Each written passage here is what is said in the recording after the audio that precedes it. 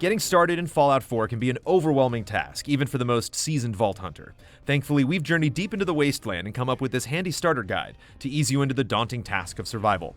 Naturally, mild spoilers for the beginning of the game follow.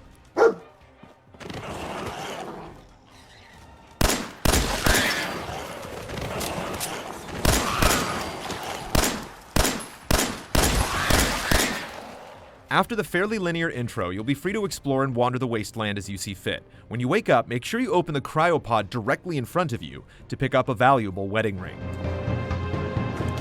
Once you're out of the vault, head back into town to see your old friend Codsworth, who will tell you to check Concord for information.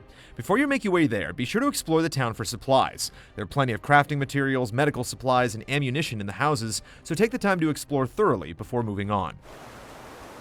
Here's where things get important.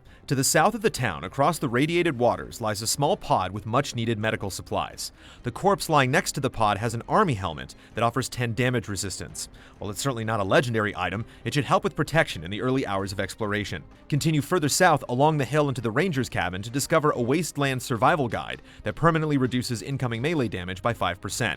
Just be very cautious when going to the cabin because a high-level rad scorpion guards the area with malicious intent. Your next objective should be to head east to Abernathy Farm. Once there, talk to Lucy to begin a simple harvest quest to earn a handful of bottle caps. Next, talk to Blake to open up the essential side quest, Returning the Favor. He wants you to return a locket located at the USAF satellite, northeast of the farm. Before trekking all the way out there, make a quick pit stop at Red Rocket Truck Stop to pick up your first companion, Dogmeat. There's also a stash of bottle caps in the back room next to a terminal. Just outside of the truck stop is Concord. The first house on the right has some valuable items in the form of a Nuka-Cola Quantum, a stash of bottle caps in the oven, and a bobby pin for lockpicking. Now, head on to USAF Station to continue the side quest. Before attempting to infiltrate the station, you can make things much easier by obtaining your very own power armor, but you'll need a fusion core to power it up. To the northwest of the station is a robotics disposal ground with the core. From there, head slightly southeast to find a stationary power armor just waiting to be taken for a test drive. Be warned though, the fusion core continually drains energy, so use it sparingly. Once you obtain the armor, its location will be shown on your minimap, so feel free to stash it at a place like Abernathy Farm to use it at a later date.